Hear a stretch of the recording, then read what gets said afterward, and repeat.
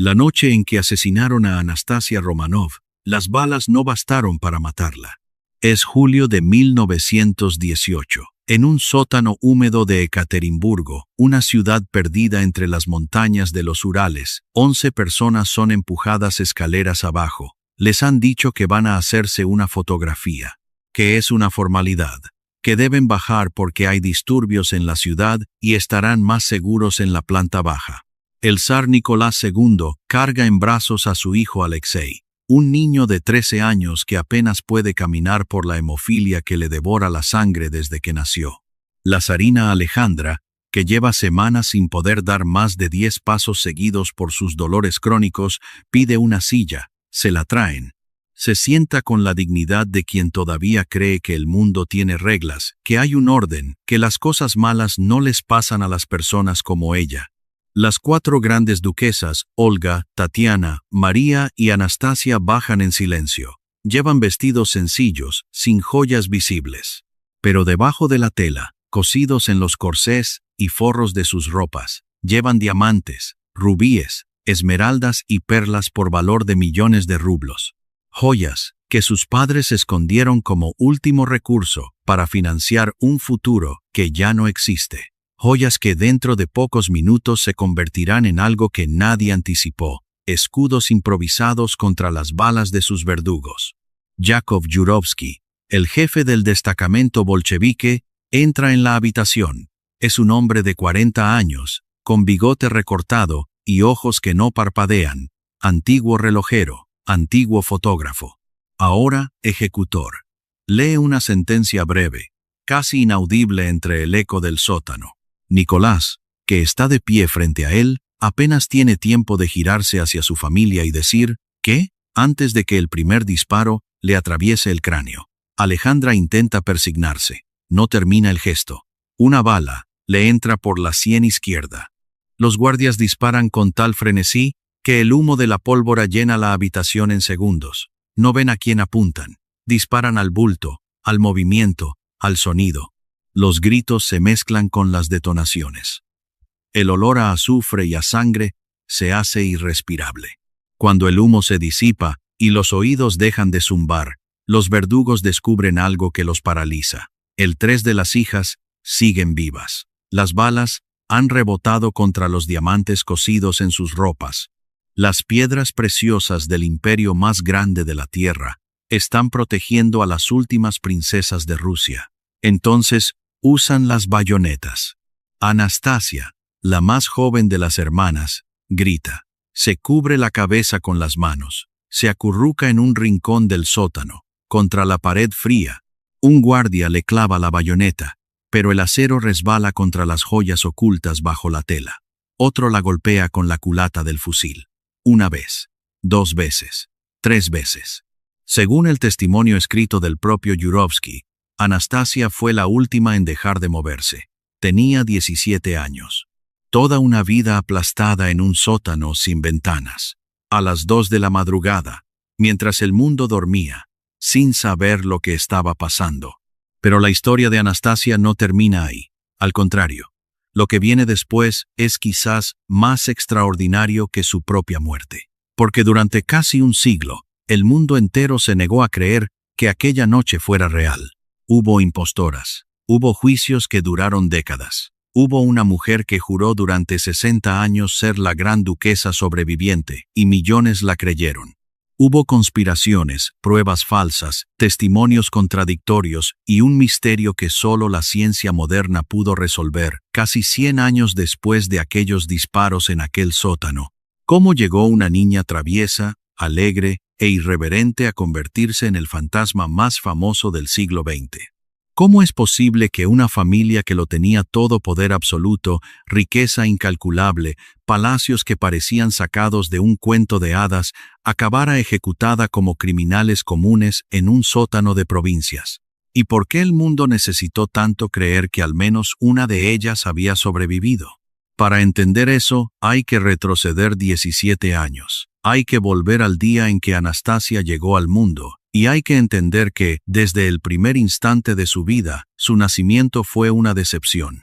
Es el 18 de junio de 1901. En el palacio de Peterhof, a las afueras de San Petersburgo, los cañones disparan salvas de celebración. Pero el número de salvas lo dice todo. 101 habrían anunciado un varón, un heredero al trono. Solo disparan 301 para una princesa. Y esta es la cuarta princesa consecutiva. Nicolás II, autócrata de todas las Rusias, señor de un imperio que se extiende desde Varsovia hasta Vladivostok, anota en su diario con una mezcla de ternura y resignación. A las 6 de la mañana nació nuestra cuarta hija, a la que hemos llamado Anastasia. No hay exclamaciones de alegría, no hay frases grandilocuentes. 4 hijas y ningún heredero varón. Para un imperio que exige un sucesor masculino según una ley que tiene 2 siglos de antigüedad, cada niña es una crisis dinástica, envuelta en encaje y seda.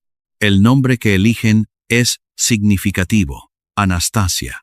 En griego, significa la que resucitará, la que romperá las cadenas. Los padres lo eligen como un gesto de esperanza. Esperanza de que la siguiente vez Dios les conceda un varón. No saben que ese nombre se convertirá en una profecía involuntaria, que durante un siglo el mundo entero creerá que Anastasia efectivamente resucitó, que rompió las cadenas de la muerte. Alejandra, la zarina, lo siente como un fracaso personal. Nacida princesa alemana, Alix de Hesse-Darmstadt, nieta de la reina Victoria de Inglaterra, se convirtió al cristianismo ortodoxo por amor a Nicolás y abrazó su papel de emperatriz con una devoción casi mística. Pero la presión de producir un heredero varón la consume desde dentro como un ácido. En la corte de San Petersburgo, los murmullos son crueles y constantes. Se dice que la zarina está maldita. Se dice que no sirve para lo único que importa. Se dice que debería ser repudiada. Alejandra escucha todo esto y se encierra más en sí misma, más en la oración, más en la soledad. 3 años después, en 1904, llega por fin Alexei, el heredero, el zarevich. Las campanas de todas las iglesias de Rusia repican durante horas, pero la alegría dura exactamente 6 semanas. El niño empieza a sangrar sin parar después de un golpe trivial. Los médicos del palacio diagnostican hemofilia, la enfermedad de los reyes, transmitida por la sangre de la reina Victoria a la mitad de las familias reales de Europa. Cualquier golpe puede matar a Alexei. Cualquier rasguño puede convertirse en una hemorragia interna que lo lleve a la tumba. El secreto se guarda con ferocidad. El pueblo ruso no debe saber que el heredero al trono es un niño que puede morir por tropezar con una piedra. ¿Desde dónde nos estás viendo? Cuéntanos en los comentarios. Nos encanta saber desde qué país nos siguen. En medio de este drama dinástico, Anastasia crece, y crece como un torbellino dentro de un palacio de cristal. Desde muy pequeña, la niña demuestra un carácter que rompe todos los moldes de la corte imperial rusa. Es traviesa hasta lo exasperante. Es desobediente con estilo. Es graciosa hasta el punto de hacer reír a los guardias cosacos más curtidos del palacio, hombres que han matado en batalla y que se derriten ante una niña de 6 años que les saca la lengua desde detrás de una columna de mármol. Sus tutores la describen en informes oficiales como una niña de inteligencia viva pero imposible de disciplinar. Su profesora de francés escribe con exasperación que Anastasia se niega a conjugar verbos argumentando que, si todo el mundo me entiende, ¿para qué necesito la gramática? Su madre la llama cariñosamente shvipsik, una palabra rusa antigua que significa algo así como pequeña diablilla, y la usa con una mezcla de orgullo y desesperación que solo las madres de hijos difíciles conocen. Anastasia trepa a los árboles con su vestido blanco de encaje y vuelve con las medias rotas y hojas en el pelo. Se esconde debajo de las mesas durante los banquetes oficiales y le ata los cordones de los zapatos a los embajadores cuando estos no miran. Hace muecas detrás de los invitados más solemnes. Colecciona flores prensadas y fotografías que ella misma toma con una pequeña cámara que su padre le regaló. Tiene una risa contagiosa y escandalosa que resuena por los pasillos de mármol del Palacio Alejandro en Tsarskoye Selo, la residencia favorita de la familia, situada a 25 kilómetros de San Petersburgo. En un mundo de protocolos rígidos, reverencias calculadas y conversaciones en voz baja, Anastasia es un terremoto de espontaneidad, y su familia la adora precisamente por eso. En las cartas que las hermanas se escriben entre ellas, Anastasia aparece siempre como la fuente del caos y de la alegría. Anastasia ha vuelto a ser una de las suyas. Escribe Tatiana. Hoy me ha hecho reír tanto que me dolía el estómago, anota María. Incluso Olga, la más seria y melancólica de las cuatro, reconoce que, sin Anastasia, esta casa sería un monasterio. Las cuatro hermanas Olga, Tatiana, María y Anastasia son conocidas en la corte como OTMA, un acrónimo formado por las iniciales de sus nombres, que usan para firmar cartas y regalos colectivos. Duermen de 2 en 2 en habitaciones austeras. Olga con Tatiana, María con Anastasia. Comparten ropa, zapatos y secretos. Sus camas son de campaña, sin colchones blandos, porque su padre cree que la austeridad forma el carácter. Se bañan con agua fría por las mañanas. Y a pesar de ser las jóvenes más ricas del planeta, su vida cotidiana tiene más de convento que de palacio. Anastasia, la más joven y la más baja de estatura, cosa que la exaspera, es también la más observadora. Dibuja caricaturas de todos los visitantes del palacio con un talento sorprendente para captar los defectos ajenos. Inventa apodos para todo el mundo. A un ministro gordo lo llama el samovar, a un general calvo, la luna llena, a un tutor aburrido, el diccionario. Se niega a practicar piano con el argumento inapelable de que los dedos no me obedecen y no pienso negociar con ellos. Tiene unos ojos azules que brillan con una picardía perpetua, como si siempre estuviera tramando algo. Hay un detalle que los historiadores mencionan a menudo y que dice mucho sobre la personalidad de Anastasia. Es la única de las cuatro hermanas que se atreve a contradecir a su madre abiertamente. Alejandra, con su carácter severo y su devoción religiosa inflexible, impone una disciplina estricta en la educación de sus hijas. Pero Anastasia se escapa de las lecciones de catecismo para ir a jugar con los marineros del yate imperial. Discute las reglas con argumentos que, según sus tutores, son sorprendentemente lógicos para una niña de su edad. ¿Por qué tengo que bordar si no me gusta bordar? ¿Acaso Dios quiere que haga cosas que me hacen infeliz?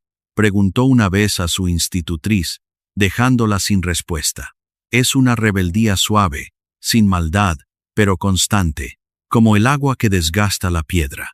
Los veranos en Crimea son los momentos más felices de la familia. En Livadia, el palacio blanco que mira al Mar Negro, Anastasia se transforma.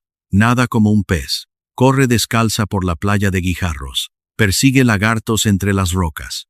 Se broncea hasta ponerse morena, cosa que horroriza a su madre, que considera que una princesa debe tener la piel blanca como la porcelana. Parezco una gitana, dice Anastasia con orgullo, y Alejandra frunce los labios pero no puede evitar una sonrisa. Porque Anastasia tiene ese poder, el de hacer sonreír a la gente incluso cuando están enfadados con ella. En aquellos años dorados, hay también momentos de soledad que la niña esconde detrás de sus bromas. Anastasia no tiene amigas fuera de sus hermanas. No conoce a otros niños de su edad excepto los hijos de algunos nobles que visitan ocasionalmente el palacio. Esas visitas son formales, rígidas, supervisadas por adultos que controlan cada palabra. No hay espontaneidad, no hay juegos reales, no hay esa complicidad salvaje que tienen los niños normales cuando corren juntos sin que nadie los vigile. Anastasia compensa esa soledad con imaginación. Inventa amigos invisibles. Habla con sus perros como si fueran personas. Escribe historias en las que ella es la heroína de aventuras que nunca vivirá. Es, sin saberlo, una prisionera dorada mucho antes de convertirse en una prisionera real. Y luego está la sombra. La sombra que todo lo cubre en la familia Romanov. La enfermedad de Alexei. Cada crisis del niño transforma el palacio en un hospital de urgencias. Alejandra no se separa de su hijo. Reza durante horas. Llora. Se consume de culpa porque sabe que ella transmitió la enfermedad. Y es esta culpa, este dolor de madre, lo que la empuja hacia un hombre que cambiará el destino de toda la familia. Grigori Yefimovich Rasputin. Rasputin, un campesino siberiano con ojos hipnóticos, barba negra y una reputación que mezcla santidad con depravación en proporciones imposibles de separar. Llega a la corte en 1905, presentado como un starets, un hombre santo capaz de curar mediante la oración. Y lo que hace con Alexei desafía toda explicación médica. Cada vez que el niño tiene una crisis hemorrágica, Rasputin reza junto a su cama y el niño mejora. Algunos historiadores creen que el efecto era psicológico. Otros piensan que Rasputin simplemente les decía a los médicos que dejaran de administrar aspirina, que en aquella época se usaba como analgésico y que, siendo un anticoagulante, empeoraba las hemorragias. Sea cual sea la explicación, el resultado era visible. Alexei mejoraba cuando Rasputin estaba cerca. Para Alejandra, eso es suficiente. Rasputin es un enviado de Dios. Punto final. Y esa creencia ciega la llevará al desastre, arrastrando con ella a sus hijos, a su marido y a todo un imperio. Pero eso, Anastasia todavía no lo sabe. Para ella, Rasputin es simplemente nuestro amigo, como lo llama la familia en privado. Un hombre barbudo que huele a tierra y que hace que su hermano deje de sufrir. Lo que la pequeña Anastasia no puede comprender todavía es que ese mundo suyo, con sus jardines infinitos, sus veranos en Crimea y sus noches de lectura junto al fuego, ya tiene fecha de caducidad y que la cuenta atrás ha comenzado. En 1913, Rusia celebra el tricentenario de la dinastía Romanov, 300 años desde que el primer Romanov, Mijaíl, fue coronado zar en la Catedral de la Asunción de Moscú. Las ceremonias son las más espectaculares que el mundo ha visto desde la coronación de Nicolás en 1896. Desfiles militares que hacen temblar el suelo de las avenidas de San Petersburgo, catedrales iluminadas con decenas de miles de velas, óperas compuestas para la ocasión, banquetes que duran hasta el amanecer, multitudes que gritan «Dios salve al zar». Mientras la familia imperial recorre las calles en carruajes dorados tirados por caballos blancos. Anastasia tiene 12 años, lleva un vestido blanco y un sombrero adornado con flores de seda. Saluda desde la ventana del carruaje con esa sonrisa suya que desarma hasta a los más escépticos. La gente la adora. Es la más joven, la más graciosa, la que parece más accesible de todos los Romanov.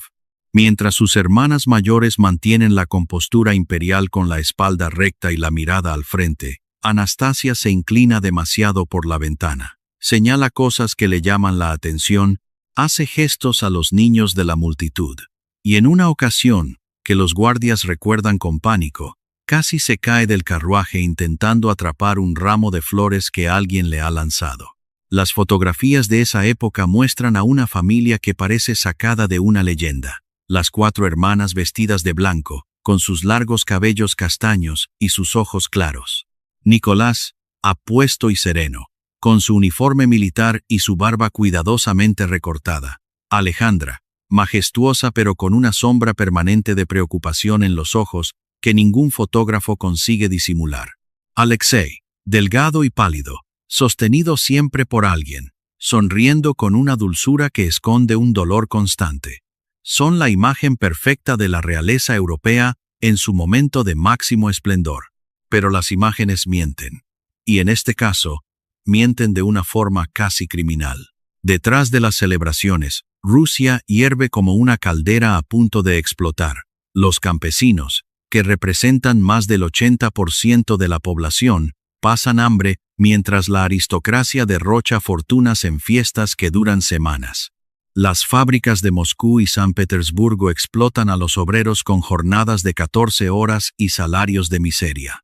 Los revolucionarios se multiplican como una plaga que el régimen no puede contener. Lenin, exiliado en Suiza, escribe panfletos incendiarios que se cuelan de contrabando en las universidades rusas. Los socialdemócratas organizan huelgas que paralizan ciudades enteras. Los socialrevolucionarios ponen bombas en los carruajes de los gobernadores y la policía secreta del zar La temible Ojrana lucha con métodos brutales contra una marea que crece cada día. Nicolás es un hombre bueno, pero un gobernante desastroso. No entiende la magnitud de lo que se le viene encima. Está convencido de que el amor del pueblo ruso por su zar es eterno e inquebrantable, porque así se lo enseñaron desde la cuna. Cuando sus consejeros más lúcidos le advierten sobre el peligro, los ignora o los destituye. Cuando Alejandra le dice que Rasputín asegura que todo estará bien, se tranquiliza. Es más fácil creer en un milagro que enfrentar una realidad que te pide transformar todo lo que eres. En agosto de 1914, todo cambia de golpe. El archiduque Francisco Fernando de Austria es asesinado en Sarajevo. Las alianzas se activan como fichas de dominó. En agosto, Rusia entra en la Primera Guerra Mundial, y con la guerra llega el principio del fin para los Románov. Al comienzo, la guerra genera un estallido de patriotismo que Nicolás confunde con lealtad. Las multitudes se arrodillan ante el Palacio de Invierno, cantando el himno imperial. Los soldados marchan al frente con flores en los fusiles y cruces ortodoxas al cuello. Incluso los revolucionarios más radicales se callan temporalmente ante la fiebre nacionalista. Nicolás, convencido de que la guerra será corta y victoriosa, cree que el conflicto unirá a Rusia bajo su bandera como nada lo ha hecho en décadas. Anastasia y sus hermanas se convierten en enfermeras. Olga y Tatiana, las mayores, trabajan directamente en los quirófanos del Hospital Militar de Tsarskoye Selo, asistiendo en amputaciones y curando heridas gangrenosas que desafían toda descripción.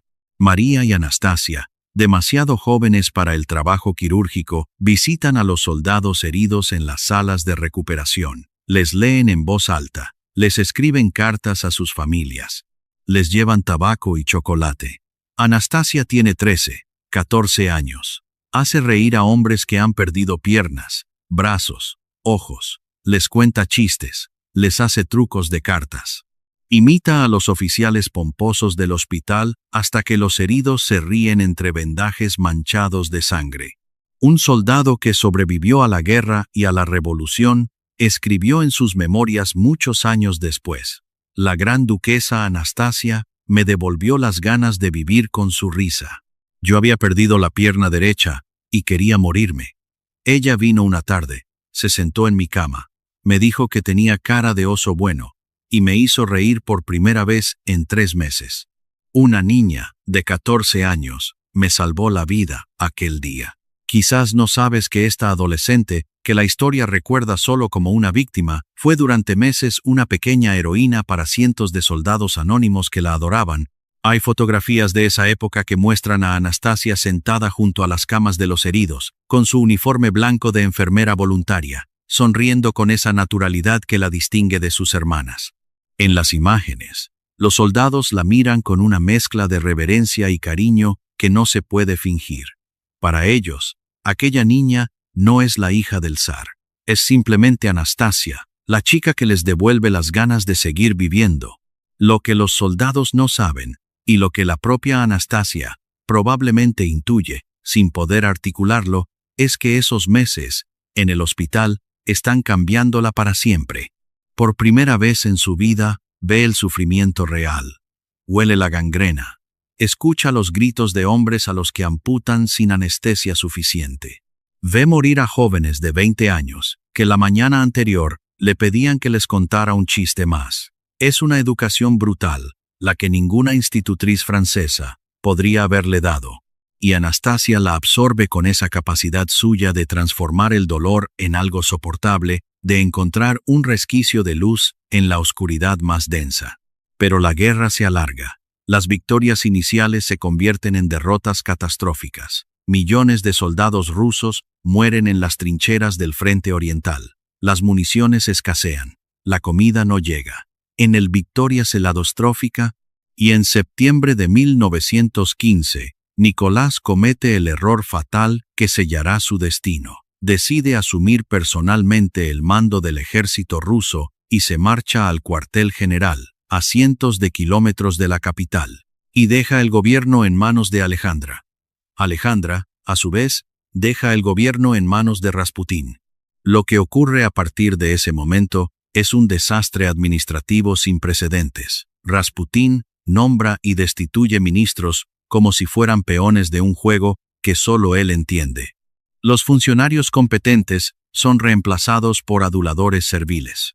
La administración del imperio, ya debilitada por la guerra, se desmorona como un castillo de naipes en medio de un huracán. Los rumores sobre la relación entre la zarina y Rasputín se vuelven cada vez más obscenos y despiadados. Se dice que son amantes. Se dice que Rasputín controla al zar a través de la zarina. Se dice que la emperatriz de origen alemán es una espía que traiciona a Rusia. Nada de eso es cierto. Pero la verdad ya no importa cuando todo un pueblo ha decidido creer la mentira.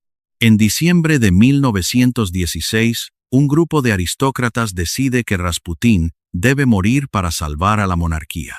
El príncipe Félix Yusupov, uno de los hombres más ricos de Rusia, casado con una sobrina del zar, lo invita a su palacio del Moika en San Petersburgo. Le sirve pasteles y vino envenenados con cianuro.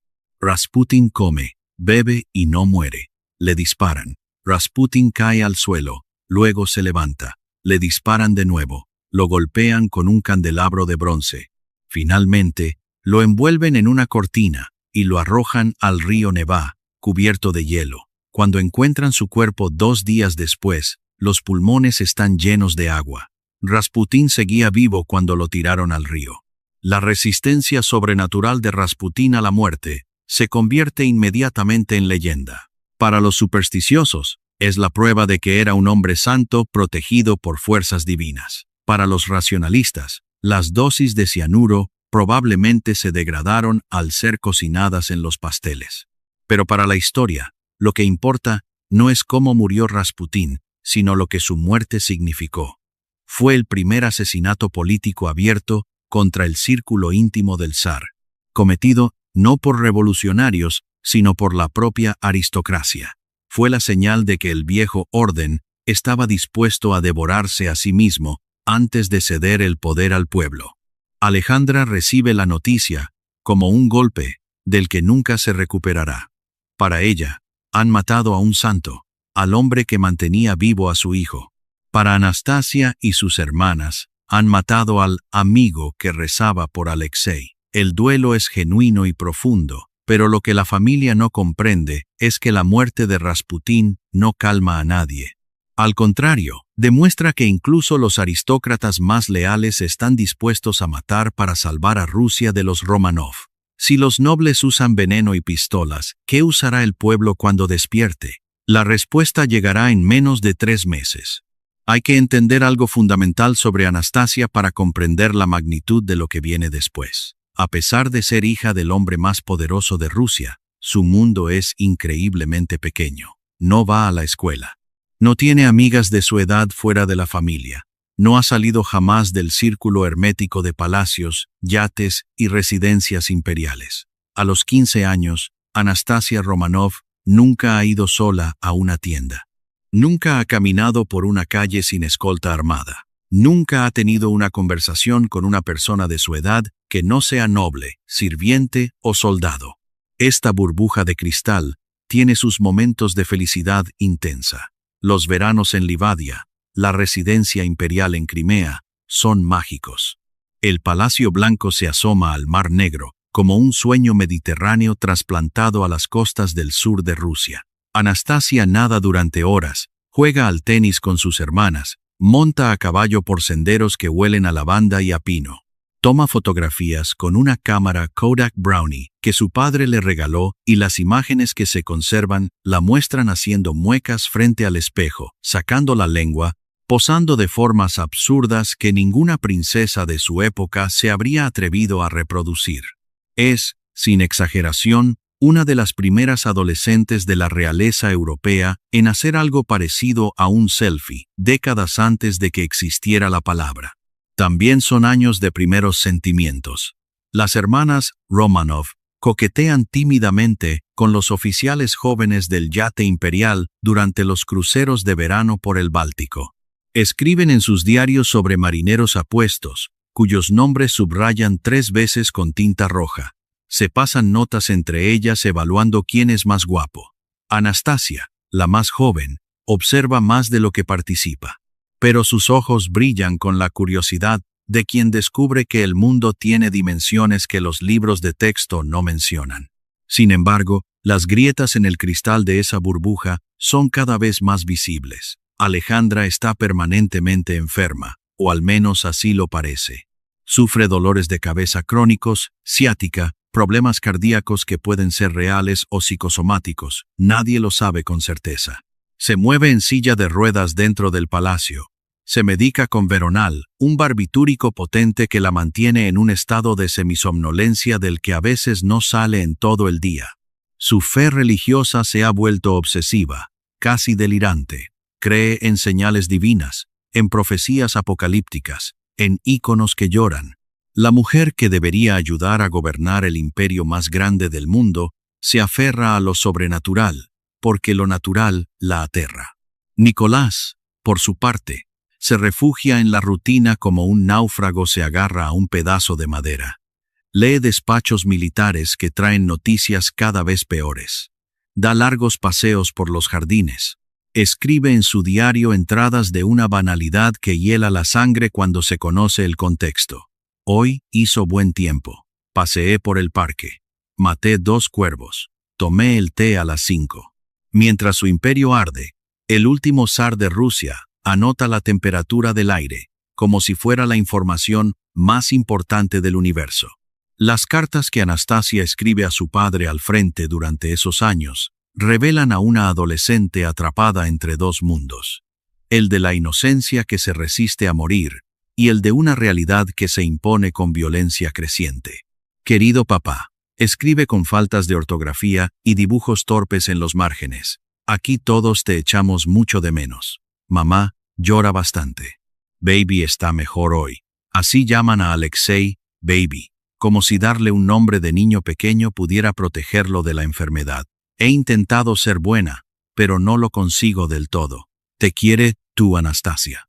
La simplicidad de esas palabras es desgarradora cuando sabes lo que viene después. Cuando sabes que ese padre al que ella le escribe con dibujos infantiles será ejecutado delante de sus ojos. Cuando sabes que esa madre que llora será asesinada sin poder terminar una oración.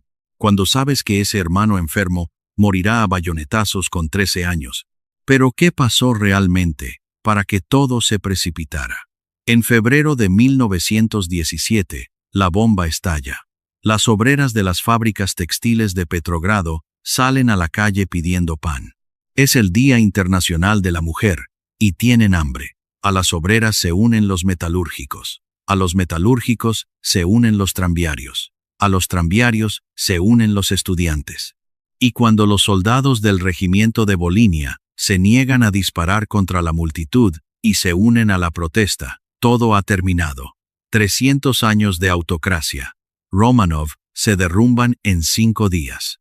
Lo que nadie sabía todavía era que esa misma semana, en el palacio de Tsarskoye Seló, Anastasia y sus hermanas enfermaban de sarampión. Una tras otra, como fichas de dominó biológicas, las grandes duquesas caen con fiebre alta, delirios y manchas rojas que les cubren el rostro. Se les cae el pelo a mechones. Apenas pueden abrir los ojos. Mientras la revolución arrasa con 300 años de historia rusa, las hijas del último zar deliran de fiebre en sus camas de campaña, demasiado enfermas, para siquiera mirar por la ventana y ver cómo el mundo que conocen se hace pedazos. Es una imagen que parece sacada de una novela gótica. El imperio se derrumba y sus princesas no pueden ni levantarse de la cama. Mientras las hermanas Romanov luchan contra la fiebre del sarampión, afuera sucede algo que cambiará Rusia para siempre. Las tropas de la guarnición de Petrogrado se amotinan una tras otra. Los cosacos, la guardia de élite del zar, se niegan a cargar contra las manifestantes. El Palacio de Invierno es asaltado por una multitud enfurecida que arranca los retratos imperiales de las paredes y los pisotea en la nieve sucia de marzo. Los ministros del gobierno imperial huyen o son arrestados. Los símbolos del zarismo, las águilas bicéfalas, los escudos de armas, las coronas doradas que adornaban cada edificio público de Rusia son arrancados con las manos desnudas por obreros, soldados y estudiantes que gritan «libertad», sin saber exactamente qué significa esa palabra. En Tsarskoye Selo, los guardias del palacio desaparecen uno a uno durante la noche. Simplemente no se presentan a su puesto.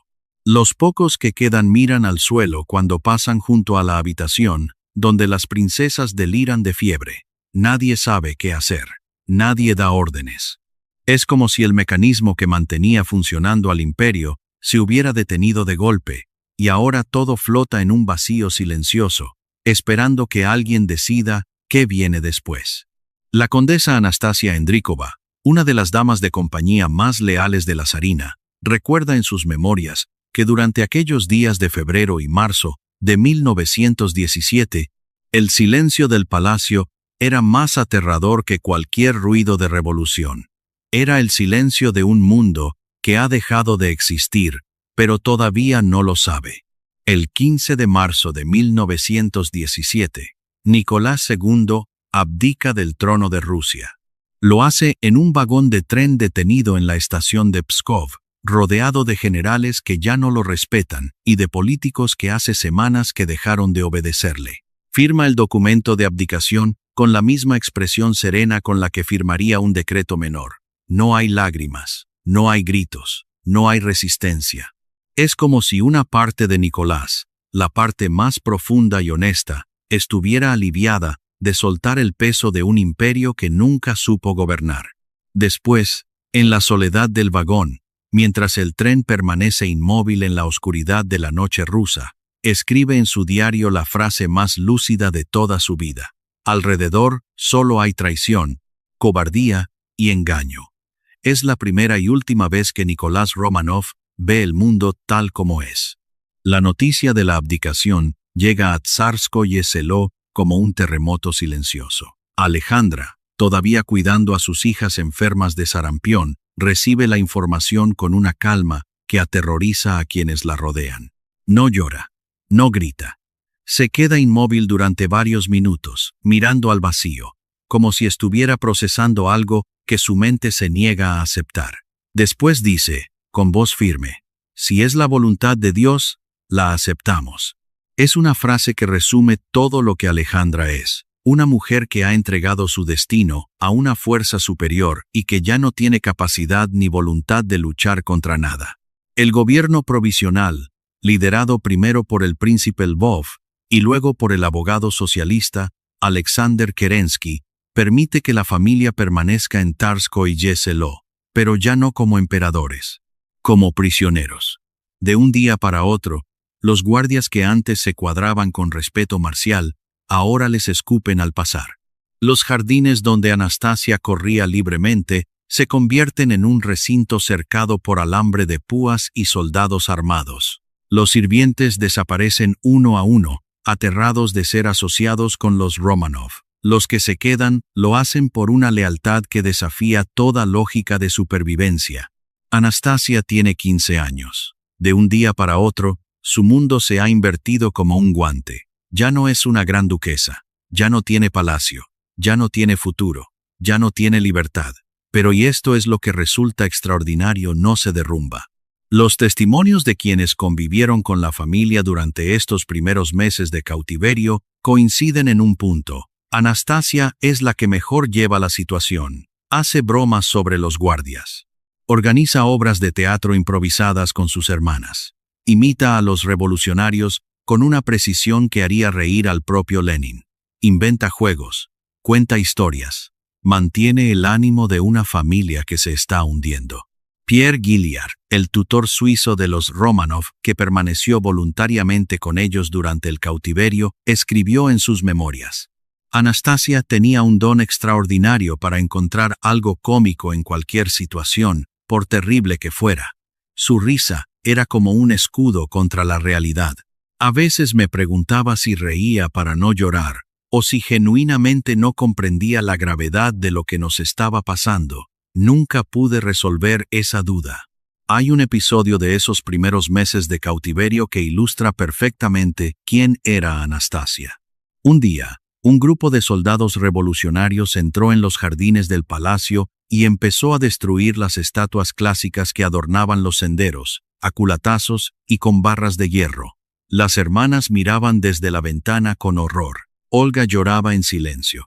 Tatiana apretaba los puños con rabia contenida. María rezaba. Anastasia, según el testimonio de Gilliard, observó la escena durante un momento y luego dijo: «Bueno, al menos la del fauno nunca me gustó. Tenía cara de estar estreñido». Las hermanas se rieron a pesar de todo. Era un chiste tonto, irrelevante, casi fuera de lugar. Pero en ese instante, por unos segundos, dejaron de ser prisioneras y volvieron a ser simplemente 4 hermanas que se ríen juntas. Y eso, en aquellas circunstancias, era un milagro pequeño pero real. ¿Cómo se traiciona a alguien que te lo dio todo? ¿Cómo se condena a muerte a una familia entera por los errores de un hombre? ¿Y cómo se mira a los ojos de una niña que solo sabe reírse y se decide que debe morir? El verano de 1917 pasa entre la esperanza y la angustia. Kerensky quiere enviar a la familia a Inglaterra, donde el rey Jorge V, primo hermano de Nicolás, podría acogerlos. Las negociaciones avanzan. Los preparativos se inician. Hay un barco preparado para llevarlos a través del Báltico. Pero entonces, sucede algo que cambiará el destino de los Romanov para siempre. Jorge V retira su oferta de asilo. En secreto, sin anuncios públicos, el rey de Inglaterra informa a su gobierno de que no quiere recibir a su primo ruso. Teme que dar refugio al zar depuesto provoque protestas socialistas en Gran Bretaña y ponga en riesgo su propia corona. Es una traición silenciosa, cobarde y definitiva. La monarquía británica sacrifica a sus primos de sangre para salvarse a sí misma. Años después, cuando la verdad salga a la luz, la familia real británica intentará borrar esta decisión de los libros de historia, atribuyendo la responsabilidad al gobierno de Lloyd George, pero los documentos existen, las cartas existen. Jorge V sabía exactamente lo que estaba haciendo. Sabía que estaba cerrando la última puerta de escape para Nicolás, Alejandra y sus 5 hijos. Y eligió cerrarla, de todos modos. Si esta historia te está impactando, dale like, ahora nos ayuda enormemente a seguir contando estas vidas olvidadas. En agosto de 1917, la familia es trasladada a Tobolsk, una ciudad remota de Siberia Occidental que parece congelada en el siglo XVIII. El viaje dura días.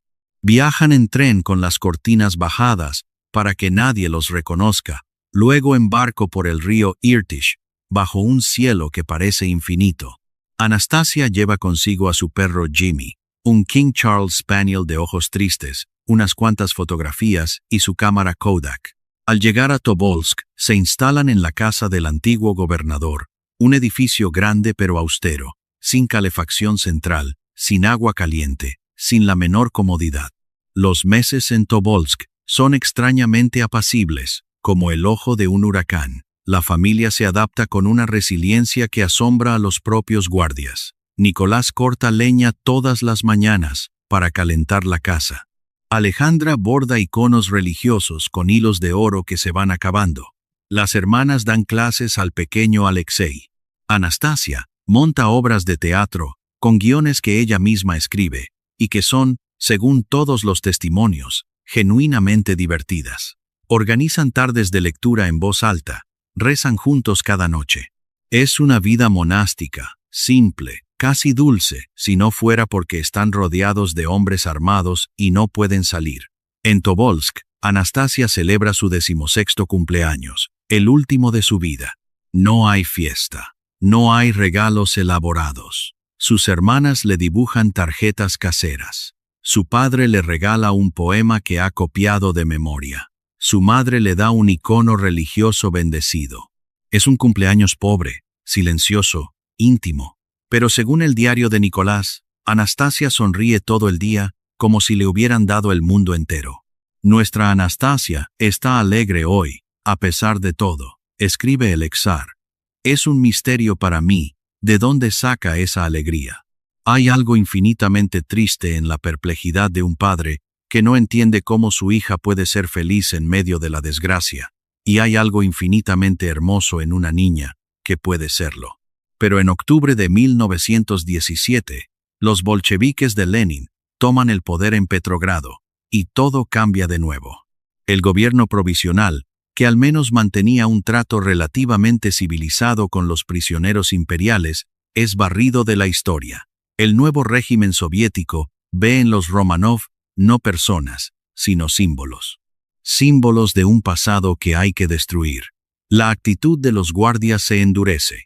Las cartas son censuradas con tachones brutales. Las salidas al patio se reducen a 30 minutos diarios. La comida empeora hasta ser apenas comestible. Y sobre la familia cae una sombra nueva. La sombra de la incertidumbre total. En abril de 1918, llega la orden de trasladar a la familia a Ekaterimburgo, más al este, más lejos de cualquier posible rescate. La ciudad es un bastión bolchevique, un centro industrial lleno de obreros radicalizados que consideran a los Romanov enemigos de clase. Trasladarlos allí es una sentencia disfrazada de logística. Pero Alexei está demasiado enfermo para viajar. Una nueva crisis hemorrágica lo tiene postrado, con la pierna hinchada hasta el doble de su tamaño normal y un dolor que ningún medicamento consigue aliviar. Se toma una decisión que desgarra a la familia. Nicolás y Alejandra irán primero con María, mientras Olga, Tatiana y Anastasia se quedan en Tobolsk cuidando a su hermano hasta que pueda moverse. Es la primera vez en la vida de los Romanov que la familia se separa. Alejandra llora al despedirse de sus hijas, como si supiera que puede ser la última vez. Nicolás abraza a cada una de ellas, en silencio. A Anastasia le dice, según el testimonio de Gilliard, algo en voz tan baja que nadie más escucha. Nadie sabrá jamás cuáles fueron esas palabras. Quizás fue un «te quiero». Quizás fue un «sé valiente». Quizás fue simplemente un sonido, un suspiro de padre que sabe que el mundo está a punto de caer sobre los hombros de su hija más joven. Cuando Alexei mejora lo suficiente, las tres hermanas y el niño emprenden el viaje a Ekaterimburgo. Anastasia llega a la casa Ipatiev en mayo de 1918. Tiene 16 años y medio. Le quedan exactamente 2 meses de vida. La casa Ipatiev es una mansión de 2 pisos perteneciente a un ingeniero local que ha sido requisada por los bolcheviques y rebautizada con un nombre siniestro. La casa de destino especial. Las ventanas están pintadas de blanco por dentro, para que los prisioneros no puedan ver el exterior ni ser vistos. Una empalizada de madera de más de 3 metros rodea el edificio, bloqueando cualquier vista del mundo real. Los guardias son hoscos, muchos de ellos antiguos obreros de las fábricas locales que odian todo lo que los Romanov representan. Las condiciones son degradantes, diseñadas para humillar. Los guardias dibujan caricaturas obscenas de la zarina y Rasputín en las paredes del baño, representando escenas sexuales grotescas que las jóvenes tienen que ver cada día. Roban las pertenencias de la familia con total impunidad. Les prohíben cerrar con llave la puerta de su habitación en ningún momento, ni siquiera cuando las jóvenes se cambian de ropa. Hay un guardia en particular, cuyo nombre los testimonios no aclaran, que mira fijamente a las hermanas de una forma que no necesita descripción para entender lo que significa. Pero incluso aquí, incluso en este infierno de paredes pintadas y alambre de espino, Anastasia encuentra motivos para no rendirse. Juega a las cartas con los guardias menos hostiles. Enseña palabras en ruso a un joven guardia húngaro que no entiende el idioma y que, según algunos testimonios, se encariña con ella hasta el punto de considerar ayudar a la familia a escapar. Hace trucos con el perro Jimmy, que la sigue a todas partes con la lealtad ciega de los animales que no entienden la política. Un comisario bolchevique que inspeccionó la casa escribió en su informe: la más joven de las hijas del exar parecía la menos afectada por las condiciones del cautiverio. Tenía una energía y una vitalidad que contrastaban notablemente con la resignación visible en los demás miembros de la familia. Hay un episodio que varios testimonios recogen y que merece ser contado. En junio de 1918, pocas semanas antes de la ejecución, Anastasia convenció a uno de los guardias menos hostiles de dejarla sentarse en el alféizar de una ventana cuya pintura blanca se había descascarillado parcialmente. A través de ese pequeño hueco en la pintura, Anastasia pudo ver un fragmento de cielo de verano sobre Ekaterimburgo. Según el guardia, que declaró años después ante una comisión de investigación, la joven se quedó mirando el cielo durante más de 20 minutos sin decir una sola palabra. Cuando finalmente se bajó del alféizar, tenía los ojos húmedos. El guardia le preguntó si estaba bien. Anastasia le sonrió y dijo, echaba de menos el azul. Es quizás el momento más conmovedor de todo su cautiverio. Una adolescente privada del cielo, agradecida por un pedazo de azul visto a través de pintura descascarillada. El doctor Botkin, el médico personal del zar, que permanece con la familia, sabiendo perfectamente que comparte su destino, escribe durante esas semanas una última carta que nunca llegará a enviarse. En ella describe la situación con una lucidez heladora. En general, estoy sorprendido de mi propia tranquilidad. Lo que me sostiene es la convicción de que nadie puede quitar a otro su sufrimiento. Cada uno debe soportar el suyo propio. Mi conciencia está tranquila. He intentado hacer lo que debía hasta el final.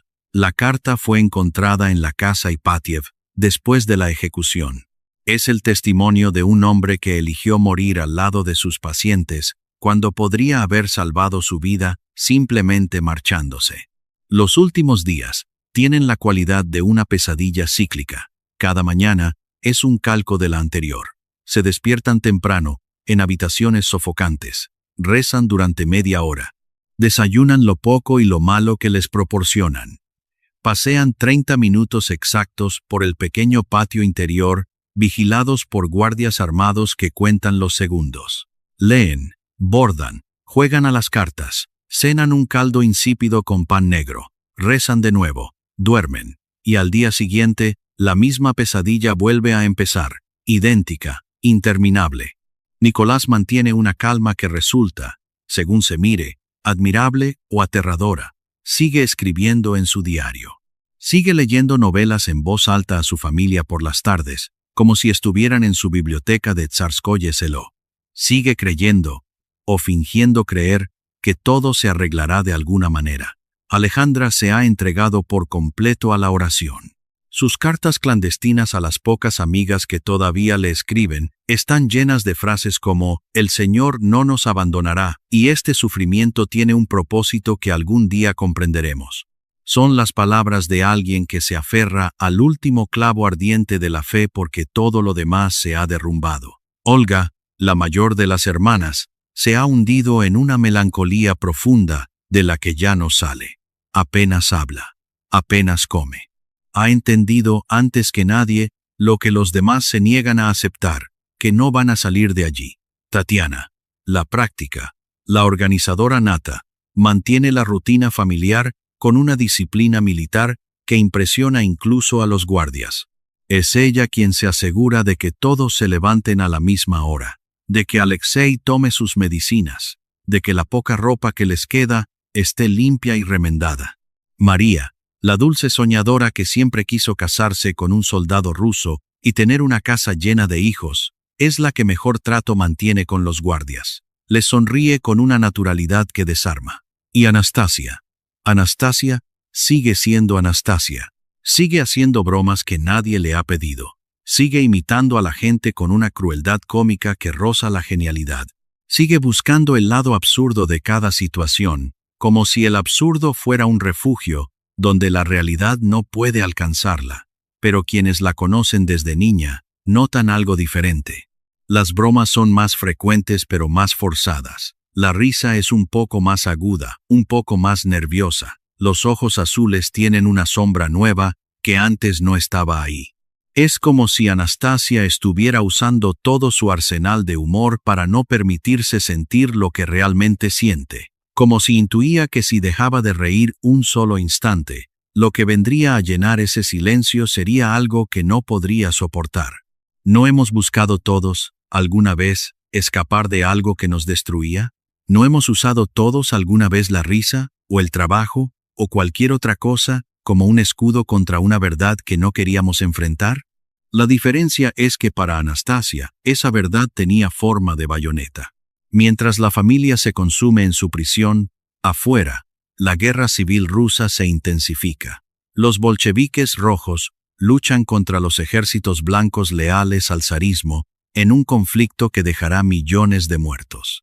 Las tropas checoslovacas, antiguos prisioneros de guerra reorganizados como fuerza militar, avanzan hacia Ekaterimburgo desde el este. Si llegan antes de que los soviéticos tomen una decisión definitiva sobre los Romanov, podrían liberarlos. Es una carrera contra el tiempo que la familia no sabe que existe. En Moscú, Lenin debate qué hacer. Hay quienes quieren un juicio público espectacular donde el zar sea juzgado ante el mundo como símbolo de la opresión. Hay quienes quieren una ejecución rápida y silenciosa que elimine el problema sin crear mártires. El debate se prolonga durante semanas preciosas. Pero el avance del ejército blanco hacia Ekaterimburgo acelera todo. El Soviet de los Urales recibe instrucciones que, según algunas fuentes, vienen directamente de Lenin. Según otras, la decisión es local. El debate sobre quién dio la orden exacta nunca se ha resuelto completamente. Lo que sí se sabe es que a mediados de julio, Yakov Yurovsky, un bolchevique frío e implacable, con formación de relojero y fotógrafo, es nombrado nuevo comandante de la casa Ipatiev. Llega y lo cambia todo. Sustituye a los guardias laxos por hombres de su confianza. Hace un inventario de las pocas joyas que le quedan a la familia. Inspecciona cada rincón de la casa. Y encuentra lo que busca. Un sótano semienterrado, con paredes gruesas que amortiguen el sonido de los disparos. El rescate estaba a días de llegar. Las tropas checoslovacas se encontraban a menos de una semana de Ekaterimburgo. Si Yurovsky hubiera tardado unos días más, si los blancos hubieran avanzado un poco más rápido, si una sola variable hubiera sido diferente, esta historia tendría otro final. Pero la historia no funciona con condicionales, funciona con hechos. Y el hecho es que la noche del 16 de julio de 1918, Yurovsky reunió a sus hombres y les dijo: «Esta noche, terminamos». Son las 11 de la noche del 16 de julio. En la casa Ipatiev, la familia duerme, o intenta dormir. El calor del verano siberiano es insoportable. Las ventanas selladas y pintadas de blanco no permiten la menor corriente de aire. El termómetro marca temperaturas que superan los 30 grados incluso de noche. Alexei, que ha tenido otra crisis hemorrágica días antes, yace en su cama con el rostro demacrado de un niño que ha envejecido prematuramente. El perro Jimmy duerme a los pies de Anastasia, como cada noche. Afuera, en las calles de Ekaterimburgo, se escucha el retumbar lejano de la artillería. Las tropas checoslovacas y del ejército blanco están a menos de 100 kilómetros. En el cuartel de la Guardia Bolchevique, Yurovsky repasa por última vez el plan con sus hombres. Ha calculado todo con la precisión de relojero que fue su primer oficio. La distribución de los tiradores, el orden de los disparos, la logística del transporte de los cuerpos, la destrucción de las pruebas. Ha pensado en todo, excepto en los diamantes. A la 1:30 de la madrugada del 17 de julio, Yurovsky sube al segundo piso donde duerme la familia. Despierta al doctor Evgeny Botkin, el médico personal del zar que ha permanecido voluntariamente con ellos, y le dice que todos deben bajar al sótano inmediatamente. La excusa: hay disturbios en la ciudad, se acercan tropas enemigas, y la familia estará más segura en la planta baja. Botkin no cree ni una palabra, pero obedece. Despierta a los Romanov. Se visten con calma. Nicolás carga en brazos a Alexei, que no puede caminar. Alejandra pide sus almohadas. Las hermanas se arreglan el pelo como si fueran a recibir visitas. Anastasia baja las escaleras llevando a Jimmy en brazos y una almohada apretada contra el pecho. ¿Había joyas escondidas dentro? Los historiadores creen que sí, pero quizás simplemente hacía frío en el sótano, y ella quería estar cómoda. Es un detalle mínimo, que se vuelve insoportablemente humano cuando se sabe lo que viene después. Una niña de 17 años bajando hacia su muerte con su perro y su almohada, como si fuera a pasar la noche en casa de una amiga. El sótano es pequeño, de apenas 20 metros cuadrados. No tiene muebles excepto 2 sillas que traen para Alejandra y Alexei. La familia se coloca como para una fotografía de grupo, según se les ha indicado. Nicolás en el centro, erguido, con Alexei sentado a su lado, Alejandra a la izquierda, en su silla, las 4 hermanas de pie detrás, formando una línea, el doctor Botkin, junto a Nicolás. Y detrás de las princesas, 3 sirvientes leales que han elegido acompañar a la familia hasta el final, el cocinero Iván Haritonov, el lacayo Aloysius Trupp y la doncella Ana Demidova, que sostiene 2 almohadas. 11 personas en total. Yurovsky entra con 11 hombres armados con revólveres Nagant, se coloca frente a Nicolás, a menos de 2 metros. Saca un papel del bolsillo de su chaqueta. Lee con voz firme. Nikolai Alexandrovich, en vista de que vuestros parientes en Europa continúan su ofensiva contra la Rusia soviética, el Comité Ejecutivo del Soviet de los Urales ha decidido fusilarles. Nicolás se gira hacia su familia con una expresión que los testigos describen como de incredulidad pura. Dice, ¿qué? Son las últimas palabras del último zar de Rusia. Yurovsky le dispara en el pecho a quemarropa. Lo que sigue es una carnicería que los propios ejecutores describirán después con horror y vergüenza. Los 11 hombres del pelotón disparan simultáneamente en un espacio donde apenas caben de pie. El estruendo es ensordecedor. El humo de la pólvora llena la habitación en segundos, tan denso que los tiradores no pueden ver a 1 metro de distancia. Los gritos de las víctimas se mezclan con las detonaciones. El olor a pólvora, a sangre y a miedo se hace irrespirable. Las balas rebotan contra las paredes de piedra, contra las joyas cosidas en la ropa de las princesas, contra el suelo, creando un caos de trayectorias mortales que amenaza a los propios verdugos. Cuando el humo empieza a disiparse y los disparos cesan, descubren que la masacre no ha terminado. Varias personas siguen con vida. Alexei gime en el suelo, cubierto de la sangre de su padre. Le disparan varias veces más. Según el relato detallado de Yurovsky, el niño se resiste a morir como si su cuerpo enfermo, acostumbrado a luchar contra la hemorragia desde que nació, supiera resistir incluso a las balas. Finalmente le disparan en la cabeza a quemarropa. La doncella Ana Demidova se defiende con una almohada que resulta estar llena de joyas imperiales, y las balas rebotan contra ella como contra una armadura absurda. La acuchillan con bayonetas. Tatiana y María están heridas pero vivas. Las rematan con disparos y acero. Y Anastasia está contra la pared del fondo del sótano. Las joyas cosidas en su corsé han detenido varias balas. Está aturdida, cubierta de sangre, pero viva. Se acurruca en un rincón cubriéndose la cabeza con los brazos, como una niña que intenta protegerse de una tormenta. Un guardia le clava la bayoneta, pero el acero resbala contra los diamantes ocultos bajo la tela.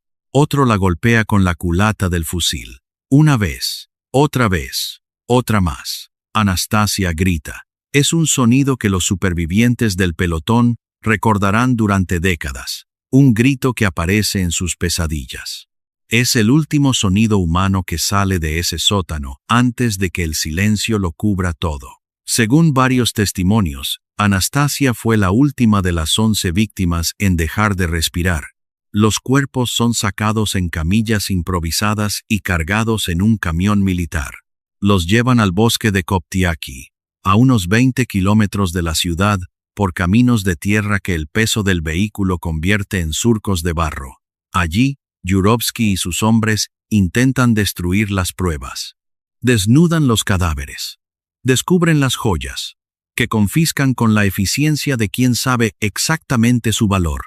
Intentan quemar los cuerpos con gasolina, pero la carne humana no arde con la facilidad que los verdugos esperaban. Vierten ácido sulfúrico sobre los rostros, para hacerlos irreconocibles. Finalmente, entierran 9 cuerpos en una fosa común cubierta con traviesas de ferrocarril y tierra, y 2 más a Alexei, y una de las hermanas, probablemente María, en otra fosa separada a unos metros de distancia. Y luego mienten. Los bolcheviques anuncian la ejecución de Nicolás II en un comunicado breve y frío, pero aseguran al mundo que la familia imperial ha sido trasladada a un lugar seguro. Es una mentira que se sostiene durante semanas en algunos países y durante años en la propia Rusia. Alejandra, las hermanas y Alexei simplemente desaparecen de la historia oficial soviética como si nunca hubieran existido. Y es esa mentira, esa ambigüedad calculada, la que permite que florezca uno de los mitos más poderosos y persistentes del siglo XX, el mito de que Anastasia sobrevivió. El mito tiene raíces profundas. Desde los primeros días después de la masacre, los rumores se extienden como la pólvora por toda Europa. Se dice que un guardia compasivo sacó a una de las hijas entre los cadáveres. Se dice que las joyas cosidas en sus ropas las salvaron. Se dice que hay una princesa rusa escondida en algún lugar de los Balcanes, esperando el momento de reclamar su trono. Los exiliados rusos, desperdigados por París, Berlín, Londres y Nueva York, se aferran a estos rumores con la fuerza del náufrago que ve un trozo de madera en el océano. Para ellos, la supervivencia de Anastasia significaría que no todo se ha perdido, que el viejo mundo no ha muerto del todo.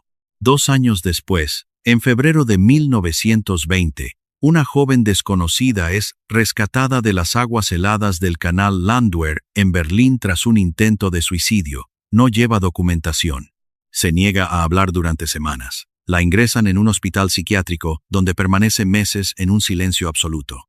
Y entonces, poco a poco, empieza a contar una historia extraordinaria. Dice que es la gran duquesa Anastasia Romanov, que sobrevivió a la masacre porque un guardia compasivo la sacó entre los cadáveres, que la llevaron a Rumanía, que huyó a Alemania. Se hace llamar Anna Anderson, y durante los siguientes 60 años divide al mundo en 2 mitades irreconciliables, los que creen apasionadamente que es la verdadera Anastasia, y los que están absolutamente seguros de que es una impostora. Familiares de los Romanov viajan desde todos los rincones de Europa para verla. Algunos la reconocen al instante, jurando que tiene los mismos gestos, la misma risa, los mismos ojos. Otros la rechazan con indignación furiosa, afirmando que es una farsa grotesca. Se celebran juicios que duran décadas en tribunales alemanes. Se escriben libros, se hacen películas. Anna Anderson se convierte en una celebridad internacional, una figura trágica que alimenta la esperanza de que al menos una de las Romanov se salvó del sótano. El caso legal de Anna Anderson se convierte en el juicio más largo de la historia judicial alemana. Durante más de 30 años, abogados, historiadores, grafólogos, médicos y testigos de toda Europa desfilaron ante los tribunales de Hamburgo intentando probar o desmentir su identidad. Los que la apoyaban presentaban coincidencias sorprendentes, cicatrices en los pies que coincidían con un juanete que Anastasia tenía documentado, un conocimiento de detalles íntimos de la vida del palacio que parecía imposible de obtener sin haber estado allí, y una forma de inclinar la cabeza al escuchar que varias personas cercanas a los Romanov juraron reconocer. Los que la rechazaban señalaban que no hablaba ruso, que su estatura no coincidía exactamente y que varias personas la habían identificado como la obrera polaca desaparecida Franziska Szankowska. El tribunal, al final, no pudo probar ni que era ni que no era Anastasia. Un veredicto de empate que dejó el misterio intacto durante décadas más. Pero hay un detalle que pocos conocen, una ironía que solo la historia sabe producir con tanta crueldad. Décadas después, cuando se investigó la verdadera identidad de Anna Anderson, mediante análisis forenses y genéticos, se descubrió algo devastador. Su verdadero nombre era Franziska Szankowska. Era una obrera polaca de origen campesino, que había trabajado en una fábrica de granadas durante la Primera Guerra Mundial. Una explosión accidental en la fábrica la dejó con heridas graves y cicatrices profundas que, años después, ella presentaría como las heridas de bayoneta que probaban su identidad como gran duquesa sobreviviente. Francisca no era una estafadora calculadora. Las investigaciones sugieren que era una mujer profundamente traumatizada, posiblemente con un trastorno disociativo, que encontró en el mito de Anastasia una identidad más soportable que la suya propia. Su vida real era un catálogo de desgracias, pobreza, trabajos de miseria, una explosión que la desfiguró, la soledad absoluta de una inmigrante polaca en el Berlín caótico de la posguerra. Frente a todo eso, ser Anastasia Romanov era una salvación. Era tener un nombre que importaba, una historia que interesaba a la gente, un rostro que el mundo quería ver. Y millones de personas la creyeron, no porque las pruebas fueran convincentes, sino porque necesitaban creer que la historia podía tener un final diferente, que la risa de aquella niña no se había apagado para siempre en un sótano de Ekaterimburgo, que en algún lugar del mundo, Anastasia seguía viva, seguía sonriendo, seguía siendo ese torbellino de alegría que desafiaba la gravedad de la tragedia. Anna Anderson murió en 1984 en Charlottesville, Virginia, en los Estados Unidos, sin haber renunciado jamás a su afirmación de ser Anastasia. Se llevó su historia fuera mentira, locura o convicción genuina a la tumba. Fue incinerada, lo que habría hecho imposible cualquier análisis de ADN posterior. Pero la ciencia encontró otro camino, un trozo de tejido intestinal conservado de una operación que se le practicó en un hospital de Virginia años antes. Fue analizado en 1994. El ADN no dejaba lugar a la ambigüedad. Anna Anderson no tenía ninguna relación genética con los Romanov. Su ADN mitocondrial coincidía, en cambio, con el de los familiares vivos de Franziska Schanskovska. El mito más duradero del siglo XX acababa de morir en un laboratorio de genética, pero la ciencia tendría aún más que decir. En 1991, tras la caída de la Unión Soviética, un equipo de investigadores abre por primera vez la fosa del bosque de Koptiaki. Bajo capas de tierra, traviesas de ferrocarril y décadas de silencio soviético, encuentran 9 esqueletos. Los análisis de ADN, realizados en laboratorios de Gran Bretaña y Estados Unidos, confirman lo que muchos esperaban y muchos otros temían. Son los restos de Nicolás II, la zarina Alejandra, 3 de sus 4 hijas y 4 sirvientes leales. La ciencia, con su frialdad matemática, empieza a desmontar el mito. Pero faltan 2 cuerpos, los de Alexei y una de las hermanas, y esa ausencia es suficiente para que el mito resista un poco más. ¿Y si realmente una de las princesas había escapado? ¿Y si los cuentos de hadas tienen, después de todo, finales felices? La esperanza dura 16 años más. En 2007, un grupo de arqueólogos aficionados que trabajan con detectores de metales cerca de la fosa principal descubre una segunda fosa, más pequeña. 2 esqueletos jóvenes, un adolescente y una mujer joven. Los análisis de ADN, realizados esta vez por 3 laboratorios independientes en Estados Unidos, Austria y Rusia para evitar cualquier duda, son concluyentes. Son Alexei y una de sus hermanas. Hay debate académico sobre si la hermana hallada en la segunda fosa es María o Anastasia, basado en la interpretación de la edad dental y la estatura de los huesos. Pero el resultado final es inapelable. Los 7 Romanov están contabilizados. Todos murieron aquella noche de julio de 1918. Nadie escapó. Anna Anderson era una impostora. El mito de la supervivencia de Anastasia era exactamente eso, un mito, un cuento que el mundo se contó a sí mismo porque la verdad era demasiado insoportable. En el año 2000, la Iglesia Ortodoxa rusa canonizó a los 7 miembros de la familia Romanov como santos mártires. Nicolás, Alejandra, Olga, Tatiana, María, Anastasia y Alexei fueron declarados pasionarios, personas que aceptaron su sufrimiento y su muerte con fe cristiana, sin resistencia y sin odio. sobre el solar donde se alzaba la casa Ipatiev demolida en 1977 por orden de Boris Yeltsin, entonces secretario del Partido Comunista en la región, porque temía que se convirtiera en lugar de peregrinación, se construyó la Catedral de la Sangre Derramada, un templo de cúpulas doradas que brilla bajo el sol de los Urales, como una herida luminosa. Cada 17 de julio, miles de fieles ortodoxos recorren en procesión nocturna el camino desde la catedral hasta el bosque de Koptiaki, los 20 kilómetros exactos que recorrió el camión con los cuerpos aquella noche de 1918.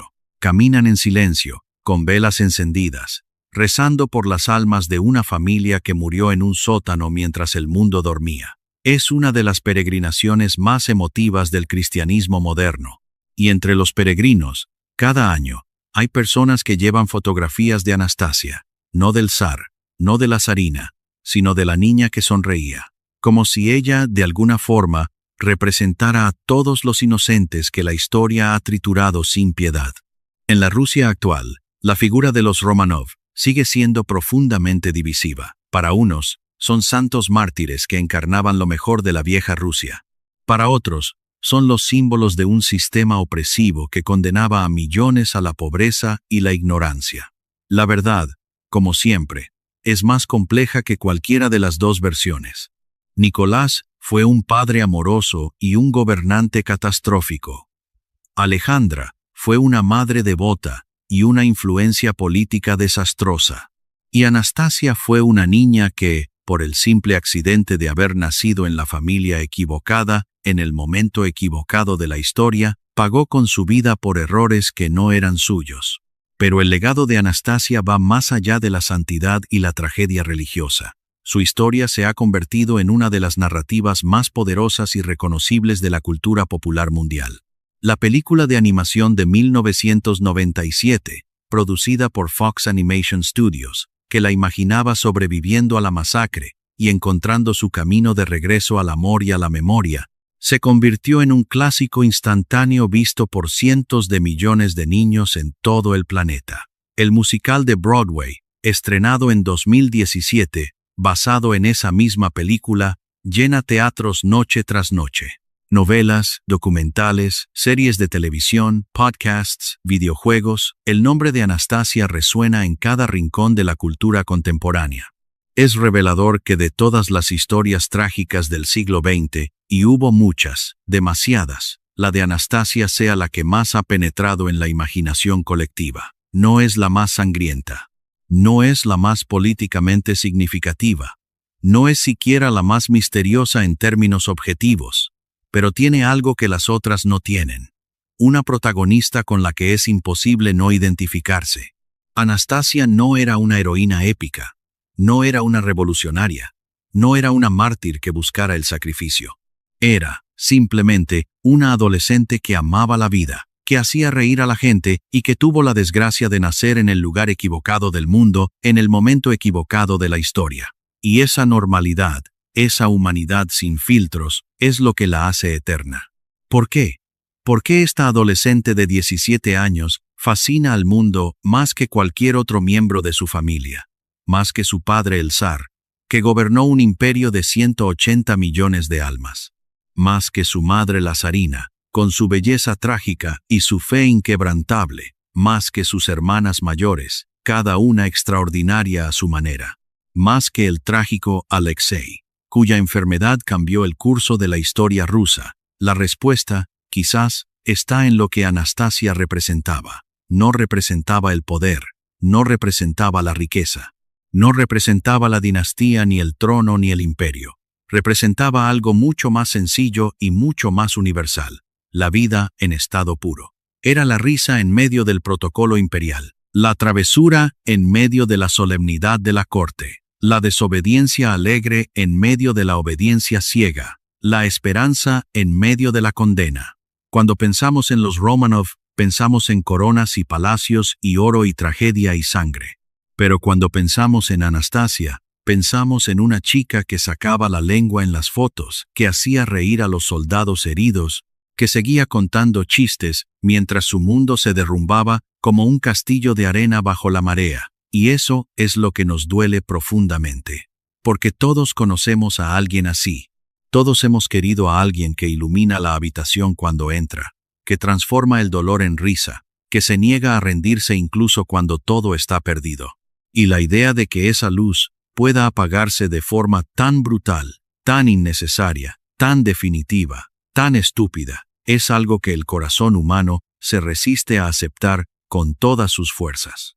Tal vez por eso el mito de su supervivencia duró casi un siglo, no porque hubiera evidencia, no porque Anna Anderson fuera convincente, sino porque la alternativa, aceptar que aquella risa se apagó para siempre a las 2 de la madrugada en un sótano sin ventanas, era simplemente insoportable. Hay una última cosa que quiero contarte antes de terminar. Entre las pertenencias que se encontraron en la casa Ipatiev después de la ejecución, los investigadores hallaron un pequeño cuaderno que pertenecía a Anastasia. En sus páginas desgastadas, entre dibujos infantiles, listas de vocabulario en inglés y notas personales, había una frase copiada de un libro cuyo título no se ha podido identificar. No se sabe si Anastasia la escribió como ejercicio de caligrafía o si la eligió deliberadamente porque le decía algo importante. La frase es esta: duerme, querida, y cuando despiertes, el mundo será mejor. Es imposible leer esas palabras sin sentir que algo se rompe por dentro, porque Anastasia se durmió aquella noche del 17 de julio de 1918, y el mundo, desde entonces, no ha sido mejor. Solo un poco más consciente de lo que perdió. La historia de Anastasia Romanov nos enseña algo que preferiríamos no aprender, que la inocencia no protege, que la risa no es un escudo, que el mundo puede ser extraordinariamente cruel con quienes menos lo merecen. Nos enseña que las revoluciones, por justas que sean sus causas, tienen un precio que pagan los inocentes. Que los imperios no caen en silencio. Caen sobre la cabeza de quienes están debajo, que el poder absoluto no solo destruye a quienes lo ejercen, sino también a quienes lo heredan sin haberlo pedido.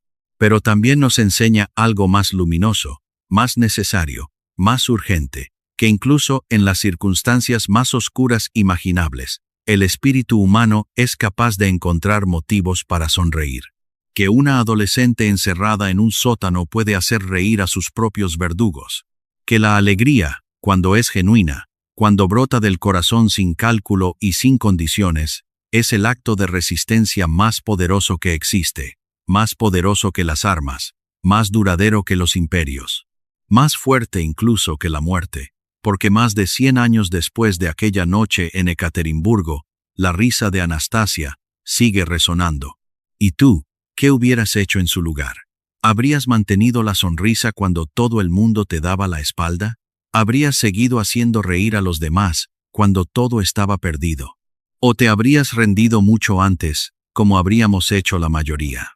Piénsalo, porque la respuesta dice algo importante sobre quién eres. Suscríbete y activa la campanita para no perderte la próxima historia. Y cuéntanos en los comentarios, ¿conocías toda esta historia? ¿Qué es lo que más te ha sorprendido? En nuestra próxima entrega, te contaremos la vida de alguien que, como Anastasia, tuvo el mundo a sus pies antes de que ese mismo mundo la destruyera. Pero a diferencia de Anastasia, esta persona tuvo la oportunidad de elegir su destino y eligió el camino más oscuro. ¿Quién fue? Eso lo descubrirás muy pronto.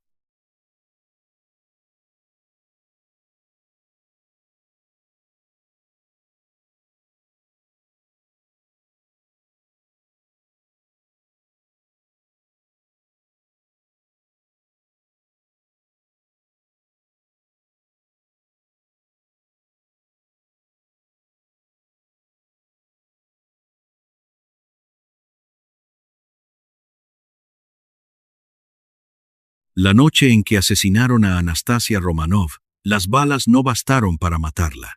Es julio de 1918. En un sótano húmedo de Ekaterimburgo, una ciudad perdida entre las montañas de los Urales, 11 personas son empujadas escaleras abajo. Les han dicho que van a hacerse una fotografía, que es una formalidad, que deben bajar porque hay disturbios en la ciudad y estarán más seguros en la planta baja.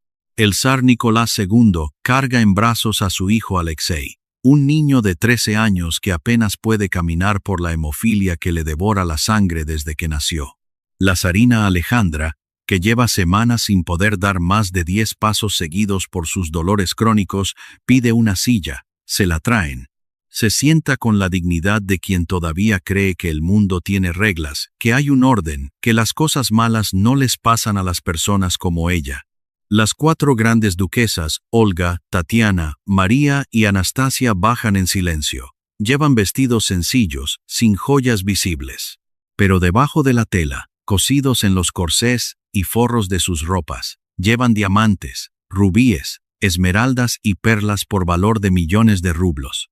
Joyas que sus padres escondieron como último recurso para financiar un futuro que ya no existe. Joyas que dentro de pocos minutos se convertirán en algo que nadie anticipó, escudos improvisados contra las balas de sus verdugos. Yakov Yurovsky, el jefe del destacamento bolchevique, entra en la habitación. Es un hombre de 40 años, con bigote recortado y ojos que no parpadean, antiguo relojero, antiguo fotógrafo, ahora ejecutor. Lee una sentencia breve, casi inaudible entre el eco del sótano. Nicolás, que está de pie frente a él, apenas tiene tiempo de girarse hacia su familia y decir, ¿qué?, antes de que el primer disparo le atraviese el cráneo. Alejandra intenta persignarse. No termina el gesto. Una bala le entra por la sien izquierda. Los guardias disparan con tal frenesí que el humo de la pólvora llena la habitación en segundos. No ven a quién apuntan. Disparan al bulto, al movimiento, al sonido. Los gritos se mezclan con las detonaciones. El olor a azufre y a sangre se hace irrespirable. Cuando el humo se disipa y los oídos dejan de zumbar, los verdugos descubren algo que los paraliza. El 3 de las hijas siguen vivas. Las balas han rebotado contra los diamantes cosidos en sus ropas. Las piedras preciosas del imperio más grande de la tierra están protegiendo a las últimas princesas de Rusia. Entonces usan las bayonetas. Anastasia, la más joven de las hermanas, grita. Se cubre la cabeza con las manos. Se acurruca en un rincón del sótano, contra la pared fría.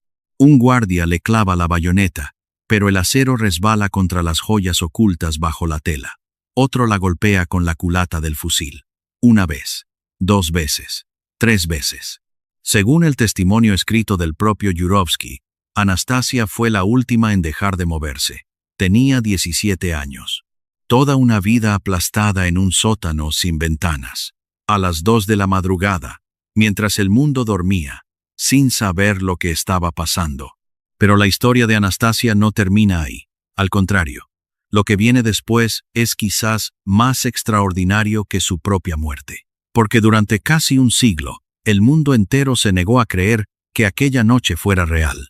Hubo impostoras. Hubo juicios que duraron décadas. Hubo una mujer que juró durante 60 años ser la gran duquesa sobreviviente, y millones la creyeron. Hubo conspiraciones, pruebas falsas, testimonios contradictorios y un misterio que solo la ciencia moderna pudo resolver, casi 100 años después de aquellos disparos en aquel sótano. ¿Cómo llegó una niña traviesa, alegre e irreverente a convertirse en el fantasma más famoso del siglo XX? ¿Cómo es posible que una familia que lo tenía todo, poder absoluto, riqueza incalculable, palacios que parecían sacados de un cuento de hadas, acabara ejecutada como criminales comunes en un sótano de provincias? ¿Y por qué el mundo necesitó tanto creer que al menos una de ellas había sobrevivido? Para entender eso, hay que retroceder 17 años. Hay que volver al día en que Anastasia llegó al mundo. Y hay que entender que, desde el primer instante de su vida, su nacimiento fue una decepción. Es el 18 de junio de 1901. En el palacio de Peterhof, a las afueras de San Petersburgo, los cañones disparan salvas de celebración. Pero el número de salvas lo dice todo. 101 habrían anunciado un varón, un heredero al trono. Solo disparan 301 para una princesa. Y esta es la 4ª princesa consecutiva. Nicolás II autócrata de todas las Rusias, señor de un imperio que se extiende desde Varsovia hasta Vladivostok, anota en su diario con una mezcla de ternura y resignación. A las 6 de la mañana nació nuestra cuarta hija, a la que hemos llamado Anastasia. No hay exclamaciones de alegría. No hay frases grandilocuentes. 4 hijas y ningún heredero varón. Para un imperio que exige un sucesor masculino según una ley que tiene 2 siglos de antigüedad, cada niña es una crisis dinástica, envuelta en encaje y seda. El nombre que eligen es significativo, Anastasia. En griego, significa la que resucitará, la que romperá las cadenas. Los padres lo eligen como un gesto de esperanza. Esperanza de que la siguiente vez Dios les conceda un varón. No saben que ese nombre se convertirá en una profecía involuntaria, que durante un siglo el mundo entero creerá que Anastasia efectivamente resucitó, que rompió las cadenas de la muerte. Alejandra, la zarina, lo siente como un fracaso personal. Nacida princesa alemana, Alix de Hesse-Darmstadt, nieta de la reina Victoria de Inglaterra, se convirtió al cristianismo ortodoxo por amor a Nicolás y abrazó su papel de emperatriz con una devoción casi mística. Pero la presión de producir un heredero varón la consume desde dentro como un ácido. En la corte de San Petersburgo, los murmullos son crueles y constantes. Se dice que la zarina está maldita. Se dice que no sirve para lo único que importa. Se dice que debería ser repudiada. Alejandra escucha todo esto y se encierra más en sí misma, más en la oración, más en la soledad. 3 años después, en 1904, llega por fin Alexei, el heredero, el zarevich. Las campanas de todas las iglesias de Rusia repican durante horas, pero la alegría dura exactamente 6 semanas. El niño empieza a sangrar sin parar después de un golpe trivial. Los médicos del palacio diagnostican hemofilia, la enfermedad de los reyes, transmitida por la sangre de la reina Victoria a la mitad de las familias reales de Europa. Cualquier golpe puede matar a Alexei. Cualquier rasguño puede convertirse en una hemorragia interna que lo lleve a la tumba. El secreto se guarda con ferocidad. El pueblo ruso no debe saber que el heredero al trono es un niño que puede morir por tropezar con una piedra. ¿Desde dónde nos estás viendo? Cuéntanos en los comentarios. Nos encanta saber desde qué país nos siguen. En medio de este drama dinástico, Anastasia crece, y crece como un torbellino dentro de un palacio de cristal. Desde muy pequeña, la niña demuestra un carácter que rompe todos los moldes de la corte imperial rusa. Es traviesa hasta lo exasperante. Es desobediente con estilo. Es graciosa hasta el punto de hacer reír a los guardias cosacos más curtidos del palacio, hombres que han matado en batalla y que se derriten ante una niña de 6 años que les saca la lengua desde detrás de una columna de mármol. Sus tutores la describen en informes oficiales como una niña de inteligencia viva pero imposible de disciplinar. Su profesora de francés escribe con exasperación que Anastasia se niega a conjugar verbos argumentando que, si todo el mundo me entiende, ¿para qué necesito la gramática? Su madre la llama cariñosamente shvipsik, una palabra rusa antigua que significa algo así como pequeña diablilla, y la usa con una mezcla de orgullo y desesperación que solo las madres de hijos difíciles conocen. Anastasia trepa a los árboles con su vestido blanco de encaje y vuelve con las medias rotas y hojas en el pelo. Se esconde debajo de las mesas durante los banquetes oficiales y le ata los cordones de los zapatos a los embajadores cuando estos no miran. Hace muecas detrás de los invitados más solemnes. Colecciona flores prensadas y fotografías que ella misma toma con una pequeña cámara que su padre le regaló. Tiene una risa contagiosa y escandalosa que resuena por los pasillos de mármol del Palacio Alejandro en Tsarskoye Selo, la residencia favorita de la familia, situada a 25 kilómetros de San Petersburgo. En un mundo de protocolos rígidos, reverencias calculadas y conversaciones en voz baja, Anastasia es un terremoto de espontaneidad, y su familia la adora precisamente por eso. En las cartas que las hermanas se escriben entre ellas, Anastasia aparece siempre como la fuente del caos y de la alegría.